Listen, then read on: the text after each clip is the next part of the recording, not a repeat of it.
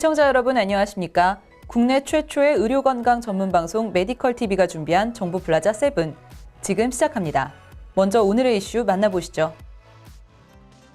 오는 8월 9일부터 장기 이식 대상 범위가 넓어집니다.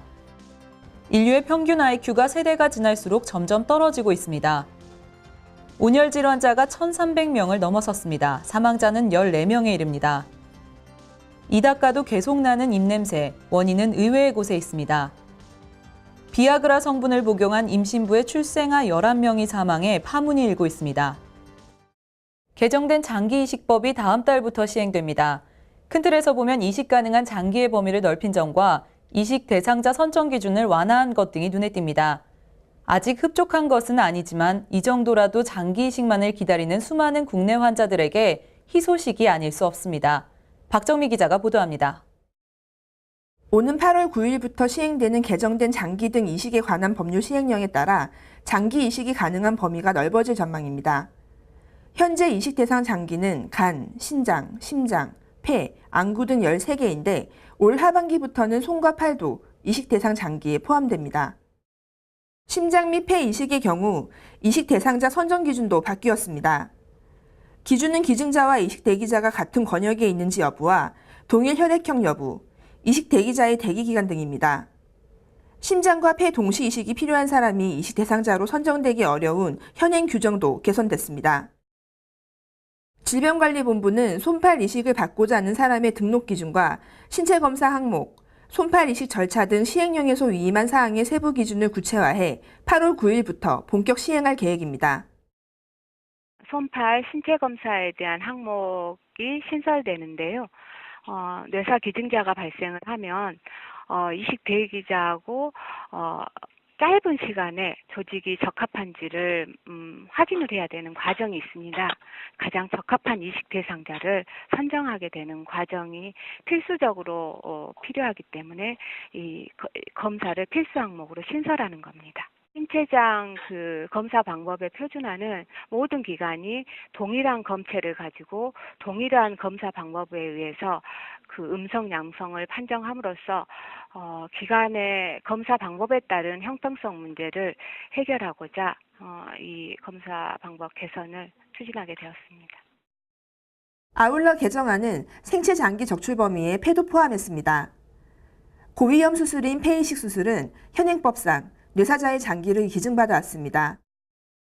지난해 울산대학교 의과대학 흉부외과 박승희 교수팀이 말기 폐부전으로 폐 기능을 상실한 딸에게 부모의 폐 일부를 각각 떼어 이식해주는 생체 폐이식에 성공하면서 생체 장기 적출 범위에 폐도 포함돼야 한다는 여론이 일었습니다. 당시 박승일 교수팀은 생체 장기 적출에 따른 의료 윤리적 검토를 거친 뒤 폐를 생체 장기 적출 대상에 포함시킬 것을 요구해왔습니다. 최근 특발성 폐섬유증 환자의 폐이식에 성공한 아주대학교 의과대학 흉부외과 함석진 교수는 생체 이식에서 더 나아가 심장과 폐가 모두 멎은 이에게서 장기를 적출하는 사체 이식에 대한 의견도 피력합니다. 그동안 뇌사자 장기를 구하지 못해서 대기 중에 사망하시는 환자분들이 많았었는데 꼭 필요한 경우에 한해서는 생체 이식도 가능하다고 이제 법적인 길이 열리는 거고요.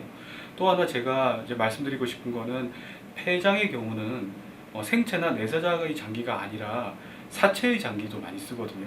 그래서 외국의 경우에는 일부 환자들에서 꼭 필요한 환자들의 경우는 사체, 그러니까 심장도 먹고 뇌도 먹고 한 그런 환자분들의 장기도 써서 좋은 결과들을 보고를 하고 있기 때문에 우리나라도 그런 이제 앞으로는 법률이 좀 더 개정이 된다고 하면 사체 장기까지도 이용할 수 있는 법률이 제정이 돼야 될 것 같고.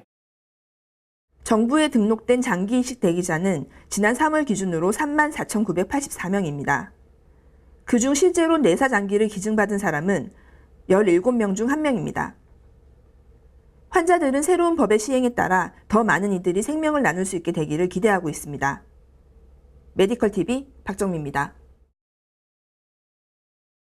바쁘게 생활하다 보면 자칫 놓치기 쉬운 건강 의료 정보들이 많습니다. 그런 정보들을 모았습니다. 틈새 소식 만나보시죠.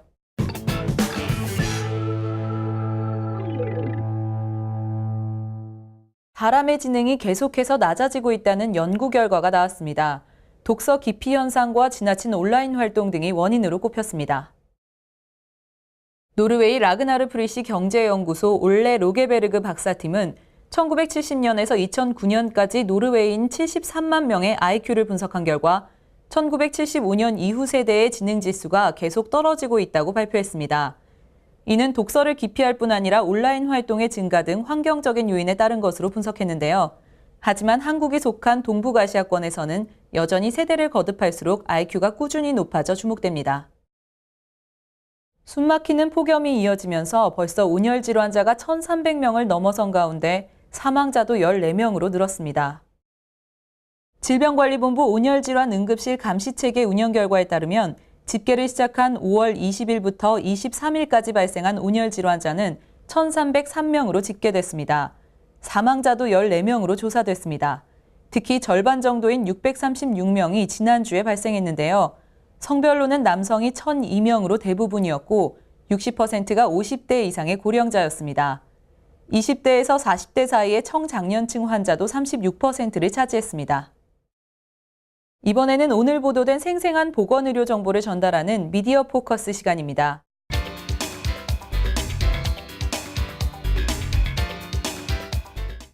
보통은 이를 닦고 나면 입냄새가 사라지지만 그렇지 않은 경우도 있습니다. 이럴 땐 다른 질환을 의심해 봐야 합니다. 임플란트 시술을 받았다면 가장 흔한 합병증인 임플란트 주위염이 생겼을 수 있습니다. 임플란트 주변에 생긴 염증, 출혈 등에 의해 냄새가 나는 건데 예방을 위해서는 치아 사이에 음식물 찌꺼기가 끼지 않도록 조심해야 합니다. 또 다이어트 중 탄수화물 섭취가 줄거나 위가 오래 비어 있어도 입냄새가 날 수 있습니다. 만성 편도염이 편도결석으로 이어질 경우에도 심한 구취가 납니다. 헬스조선 한희준 기자가 소개했습니다.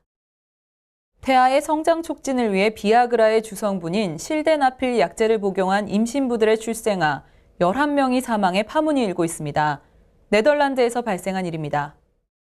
암스테르담 대학 메디컬 센터 등 네덜란드 11개 병원이 미숙아 출산 방지를 위한 태아의 성장 촉진 신약 개발 임상시험에서 산모 93명을 상대로 비아그라의 주성분인 실데나필을 복용하게 했습니다. 그 후 해당 산모들의 출생아 중 17명의 폐에 문제가 발견됐으며 이 중 11명이 사망하면서 논란이 빚어지고 있습니다. 이 실험은 즉시 중단됐습니다. 서울신문 이기철 기자가 해당 내용을 보도했습니다. 계속되는 가마솥 더위 때문에 노약자 면역력 관리에 비상이 걸렸습니다. 너무 덥다 보니 운동은커녕 움직일 엄두조차 안 나실 테지만 그럴수록 가벼운 운동을 꾸준히 해서 적당히 땀을 배출하는 게 좋습니다. 폭염 속 야외 운동은 당연히 위험하지만 해가 지고 동네 한 바퀴를 걷는 정도는 필요하다고 전문가들은 권고합니다.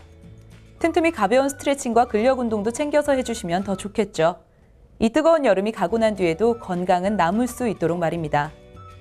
정보플라자 7, 오늘 준비한 소식 모두 만나보셨는데요. 다음 시간 더 새롭고 유익한 정보로 찾아오겠습니다. 감사합니다.